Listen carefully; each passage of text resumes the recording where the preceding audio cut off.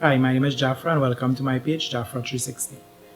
If you are new to my page, in my last video I mentioned that I was paralyzed for the past 10 years and I've started this vlog in order to share a bit about my life and what it is like living with a spinal cord injury and life in a wheelchair in general, the different challenges and ways that you could overcome these challenges. Just to show that there's still life and you can still live a normal, productive, exciting life. In the first few videos, as I mentioned, I would just be sharing a bit about myself and how I became paralyzed, more informative as to getting to know me. So I promise that I'll be sharing quite a bit of details, some of the things that I have never shared with anyone, and I would like to share some of it with you in terms of the emotions and the feelings and the thoughts that were going through my mind and stuff when I initially got paralyzed, from the actual day that I got paralyzed until the current moment. Different stages of emotions that I went through and how I dealt with it, how I overcame them, how some of them had me down and stuff for a while, and just my journey over the past 10 years. Again, we going a bit into details in some areas, but as I do more videos in the future, I will go into details in other aspects. I may mention them in as we go along, but I'll eventually go into detail into all aspects of my life and what it is like being paralyzed and with a spinal cord injury. I am paralyzed due to something called Cavernous Angioma. It is groups of abnormal blood vessels that form either in your brain or in your spinal cord. These abnormal blood vessels, they could and they eventually bleed, and depends on where they are located, they affect you differently. Mine is in my T6 area of my spine, and due to where it is, it caused me to get paralyzed almost instantly within a few hours. Unfortunately, this sickness is hereditary. So most likely other people in if you have it, most likely other people in your family would show sign or some signs of it. And depending on where they have it, it would cause different problems. So as I said, mine is in the T6 area of my spinal cord, and how your spinal cord operates, how your body operates, is that when you have your brain sends signals down your spinal cord through the rest of your body, through the different nerves, right? And where I had the bleed, in the area that I had the bleed, that's up to where I have feeling. I have no feeling from that point downwards. So T6, which is thoracic, from that area affects the trunk, your upper trunk of your body. Whatever is above that area is not really affected. So based on the picture that I'm showing there, like my hand, I have full upper body movement and stuff. Anything lower from that area would be affected. In terms of how it happened, I always say it happened within a few hours.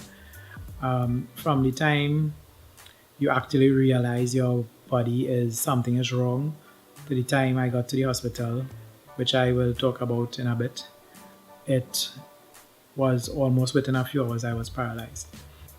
At the time when I got paralyzed, I used to work WASA, Water and Sewerage Authority. For a while before, I wasn't feeling too well, and I had taken some vacation and I was at home. And on the day, it was a Monday, as I always say, I remember it. I still remember a lot of details about how it happened and how I was feeling and stuff. It was on a Monday, the 23rd of May 2011, and I had this upset, nauseous feeling. I suspected I had eaten some Chinese food that I had bought over the weekend Yes, Trinidadians, we don't cook on a Monday.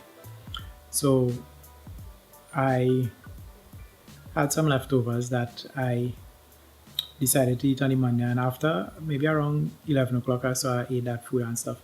And around 12 or so, a little while, short while after, I started feeling nauseous, to throw up and stuff, and I thought the food maybe had gone bad or something. At the point in time, I was living with someone, and I called the person and told them that I wasn't feeling too well and stuff. And well, as I told you, that was around maybe around 2 o'clock or so. So I went to take a rest, and I felt my body feeling worse. I started feeling more nauseous.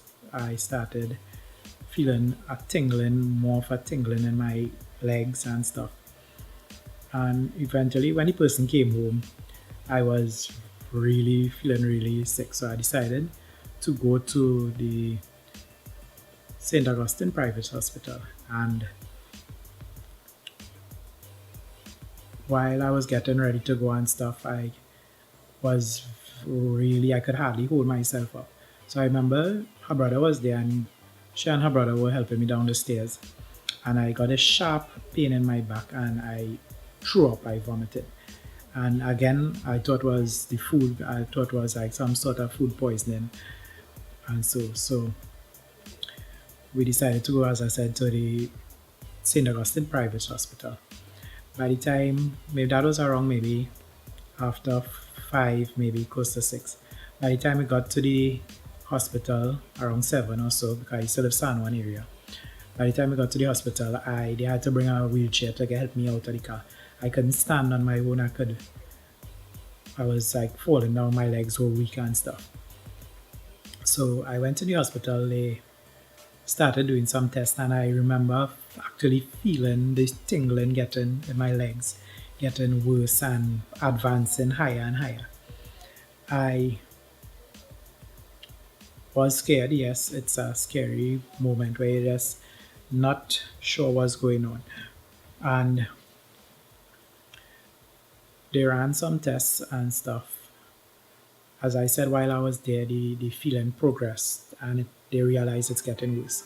So they did x-rays, CT scans, and whatever they could have done at the point in time.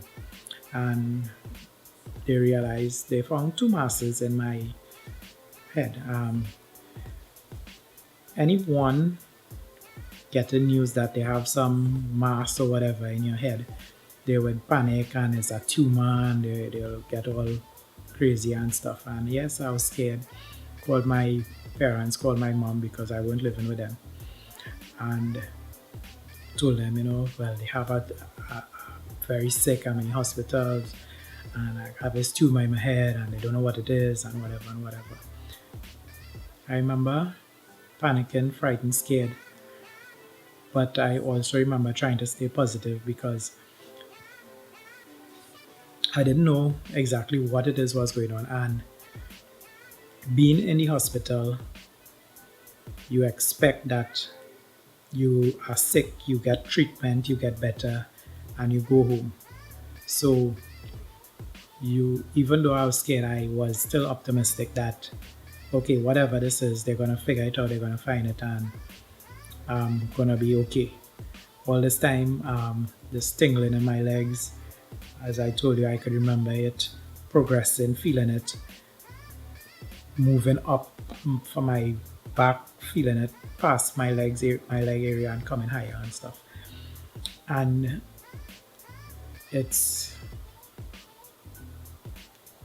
scary, scary to know that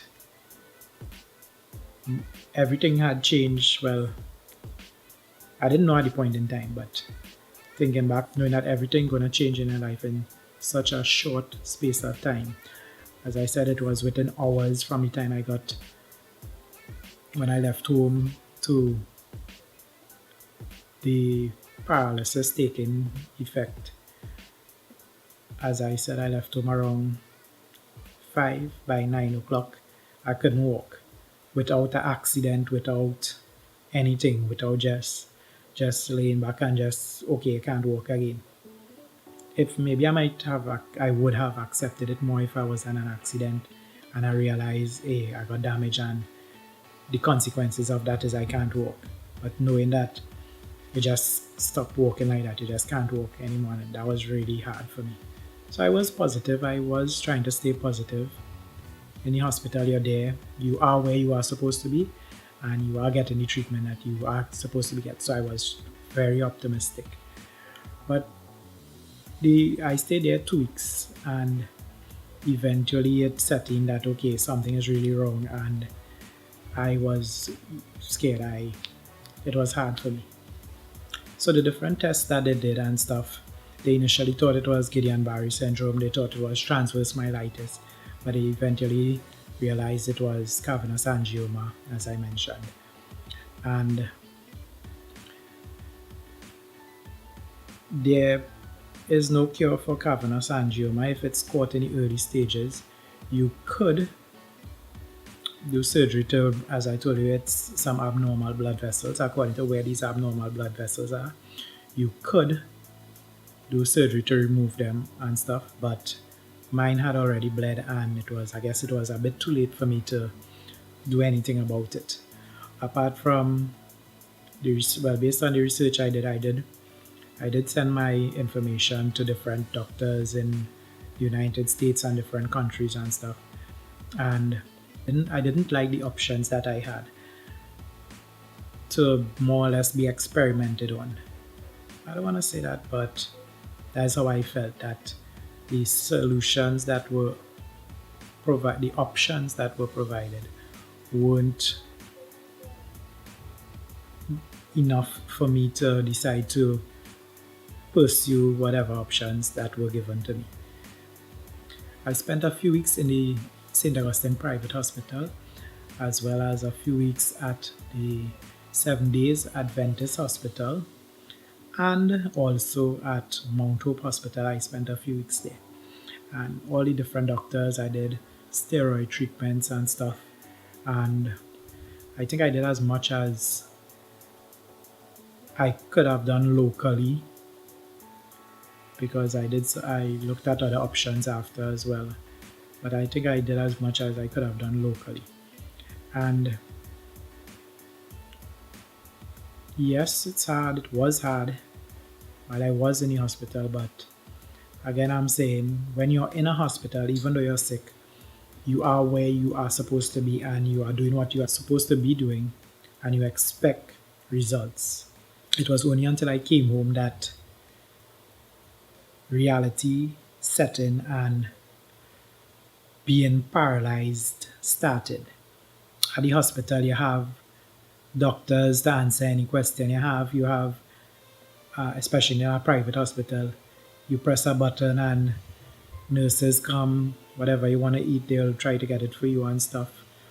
When you reach home, it's a different story. You have to live with paralysis, you have to live with a new life, something that you never expected, something that you never planned for. And this is where life changed completely around for me. That's why I came up with the 360 stuff. A lot of the things in my life took a complete turnaround. It represents a circular motion or a complete change around. And one of the things that the 360 represented was the change around in terms of my life as to being paralyzed and having a completely new life, way to live. It's almost like being a child again, where you have to be dependent on someone for little things that people take for granted now. When I say little things, you see a little gray hair, he's a big man. And things like, we're being personal and in detail here, things like having someone help you clean up, bathe and stuff. When it happened and it was new to me, having someone bathe you is something that you have to really humble yourself and stuff. And in humbling yourself, you have to humble yourself to let them do it, but you tend to be a bit agitated, annoyed, angry with yourself, with the person. You're angry with the situation, but you more or less take it out on the person. So coming home to living with paralysis initially was very hard. Thank God I have people, that my family, that my mother, my sister, that took care of me. I couldn't ask for more in terms of the way they took care of me. But even though they were helpful and stuff, from going from someone who fully able to do something to have someone do it for you, you tend to lash out. You would say that, I should be grateful that I have someone and stuff, but these were simple things that I would have done for myself. So I had to deal with my personal emotions in terms of allowing people to be there for me. I was always up and about. I was always ambitious, doing stuff. I didn't depend or ask anybody for much. And going from that to you're lying there on a bed now, thinking about all the things that you could have done, all the things that you cannot do, all the things that you've built to work for, all the things that you have accomplished. I was proud of my level of education. I went to school. I had a degree in have a degree in business management. I had a stable job in Wassa. I was working as a warehouse supervisor. I was in a healthy relationship, considering and planning to get married. And all these things, you're lying there on a bed and you're wondering what's going to happen with all these things if it's just a waste. You're practically thinking that you do have a life again. So depression quickly set in and you're thinking that you practically don't have a life again. I personally couldn't see myself 10 years down the line and making a video like this and wanting to do more and wanting to live and wanting to go out and be out there and stuff. I only saw doom, depression, despair. I was the lowest anybody would be at a very low point. And I commend I've known people that got paralyzed and they got back up and started doing what they were supposed to do from as soon as the doctor say, okay, you could start to exercise or do whatever. And I commend people for that. They have a very strong mind, willpower. I guess at the point in time I didn't have that. I guess maybe I have it now. It took some time to come and I am still building it, but I'll get there. I'll get to where I want to be. So this depression and stuff was to the extent that I didn't leave the house for months. The only time I left the house was to go to the hospital to see the doctors and back, and I was in bed. When I tell you didn't leave the house, I mean I didn't even leave the bed. When I went to the hospital, they took me, when I left home, got in the car, I couldn't even sit up on a wheelchair. They used to bring a bed out to the car for me, put me on one of those rolling beds, carry me to see the doctor, bring me back to the car on a bed. And when I get back in the car and I get home, back to bed. When I did sit up on a wheelchair or whatever, I used to faint, black out, pass out completely, lying down in that position for so long. When you sit up and the blood, I guess, starts to flow and stuff, and I guess your body needing the blood and the oxygen and stuff, I used to just pass out. And it still happens to me sometimes if I stay in bed too much. I remember recently, late last year, I went to the hospital and I was sitting up for quite a while. I was talking to some nurses and a doctor and stuff, and I know my body to know when I want to faint and stuff, and I was telling them that, okay, I'm going to faint in the next 2 minutes. And they were surprised, like they just see people faint. They never hear somebody say, okay, I'm going to faint. So when I want to faint also, I start yawning plenty. I guess my body tries to take in oxygen to oxygenate my blood or whatever. I think based on my little bit of research, I guess that's what was happening. So when I want to faint, I start yawning plenty, and I realized I started yawning a lot. So I told the doctors I'm going to faint in 2 minutes, and they was like, what? And I just faded away.